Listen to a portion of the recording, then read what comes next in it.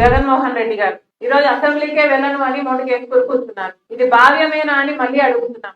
జగన్మోహన్ రెడ్డి గారు ఆయన ఎమ్మెల్యేలు అందరూ కలిసి 11 మంది ఉన్నారు. వీళ్ళని గెలిపించింది ప్రజలైతే ఆ ప్రజలను వాళ్ళు అసెంబ్లీలో రిప్రజెంట్ చేయాల్సిన అవసరం వాళ్ళకు లేదా? వారి బాధ్యత కాదా? జగన్మోహన్ రెడ్డి గారు అసెంబ్లీకి వెళ్ళను, నాకు ప్రతిపక్ష హోదా ఇవ్వకపోతే నాకు మైక్ ఇవ్వరు, నన్ను మాట్లాడనివ్వరు అని చెప్తున్నారు. అయ్యా, నీకు ఎందుకు ఇవ్వటం లేదు ప్రతిపక్ష హోదా? మీ స్వయం కృతాపరాధమే కదా. మీకు 11 మందే గెలిపించారు ప్రజలు అంటే, ఒకప్పుడు 151 మందిని గెలిపించిన ప్రజలు మిమ్మల్ని 11 మందినే గెలిపించారు అంటే మీ స్వయం కృతాపరాధం కాదా? ఎన్ని మాటలు చెప్పారు మీరు ప్రజలకు? ఆఖరికి రాజశేఖర రెడ్డి గారి జలయజ్ఞం ప్రాజెక్టు నవరత్నాలలో అదొక రత్నం. 6 నెలల్లో రాజశేఖర రెడ్డి గారు వదిలి వెళ్లిపోయిన ప్రాజెక్టులు అన్ని పూర్తి చేస్తామని చెప్పి కూడా మీరు పూర్తి చేయలేదు. ఇలా 1 కాదు 2 కాదు, పూర్తి మద్యపాన నిషేధం అని మోసం చేశారు. 3000 కోట్లతో ధర స్థిరీకరణ నిధి అని మోసం చేశారు. మెగా డిఎస్సి అని మోసం చేశారు. ఇలా ప్రజలు మీ అవినీతి అక్రమాలను గమనించారు కాబట్టే మీకు 11 సీట్లే ఇచ్చారు. పోనీ అవైనా ఇచ్చారు కదా, ఇచ్చారు అన్న కృతజ్ఞత అయినా ఉండాలి కదా. ఇది చాలా విడ్డూరంగా ఉంది. మళ్ళీ చెప్తున్నాం, this is not right. Jaganmohan Reddy గారి అహంకారం, అజ్ఞానమే బయటపడుతుంది. ఒకవేళ జగన్మోహన్ రెడ్డి గారికి ఏమైనా అసెంబ్లీకి పోయే ధైర్యం లేదా, లేక ఆ సామర్థ్యం లేదా, జగన్మోహన్ రెడ్డి గారు సమాధానం చెప్పాల్సిన అవసరం ఉంది. ఈరోజు జగన్మోహన్ రెడ్డి గారి వైసీపీ ఎమ్మెల్యేలకు కూడా ఈ ప్రశ్న అడుగుతున్నాం. మిమ్మల్ని ప్రజలు గెలిపించారు. ఎందుకు గెలిపించారు? మీరు వాళ్ళ రిప్రజెంటేటివ్స్ గా ఉంటారు అని గెలిపించారు. మీరు ఎమ్మెల్యేలు అయ్యారు. ఎమ్మెల్యే అంటే అర్థం ఏమిటి? Member of legislative assembly. మీరు ఏమిటండి మెంబర్ ఆఫ్ లెజిస్లేటివ్ అసెంబ్లీ? మీరు అసెంబ్లీకి వెళ్ళకపోతే వాట్ ఆర్ యూ? ఆలోచన ఉండనవసరం లేదా?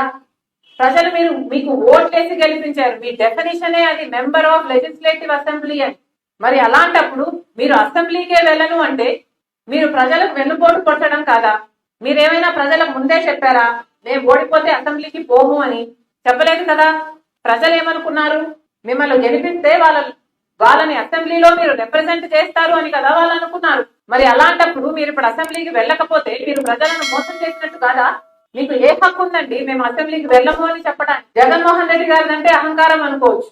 మీ అందరికీ ఏమైంది? ఒక్కొక్క నియోజకవర్గం నుంచి మిమ్మల్ని గెలిపించింది నియోజకవర్గంలో ఉన్న సమస్యల గురించి మీరు ఫ్లోర్ ఆఫ్ ది అసెంబ్లీలో మీరు మాట్లాడాలి అని కదా. మీరు అక్కడెక్కడో మాట్లాడతాం, మా ఇంట్లో మాట్లాడతాం, పక్కింట్లో మాట్లాడతాం అంటే ఏమర్థం ఉందండి? మాట్లాడొద్దు అనటం లేదు, పోరాటాలు బయట చేయొద్దు అనటం లేదు, కానీ అసెంబ్లీ లో కూడా చేయాల్సిన అవసరం ఉంది కదా.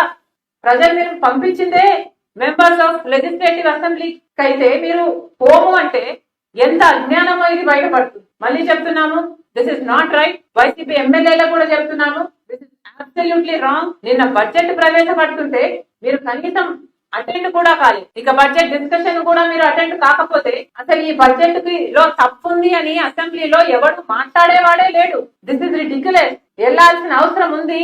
సర్కారు చేస్తున్నది అన్యాయం అయితే అన్యాయం అని చెప్పాల్సిన అవసరం ఉంది. సూపర్ 6 కేటాయింపులు ఎక్కడున్నాయని అడగాల్సిన బాధ్యత మీకుంది. ఇసుక దందా జరుగుతుందని చెప్పాల్సిన బాధ్యత ఉంది. బెడ్ షాపులు పుట్టుకొస్తున్నాయని మీరు ఫ్లోర్ ఆఫ్ ది అసెంబ్లీలో మాట్లాడాల్సిన అవసరం ఉంది. ఇవేవి మీ బాధ్యతలుగా కనిపించడం లేదా? మళ్ళీ చెప్తున్నాం, మీరు అసెంబ్లీకి వెళ్ళకపోతే రాజీనామాలు చేయండి. మీరు రాజీనామాలు చేయండి.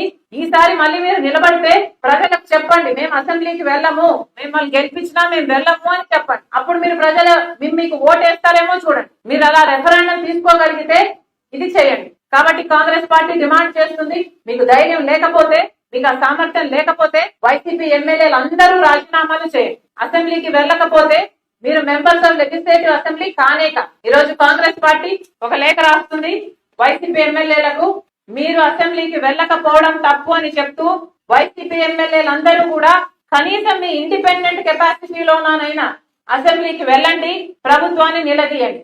Thank you. తాజా సమాచారం కోసం లైక్ చేయండి, సబ్స్క్రైబ్ చేయండి, నోటిఫికేషన్ల కోసం గంట సింబల్ ఆన్ చేసి పెట్టండి.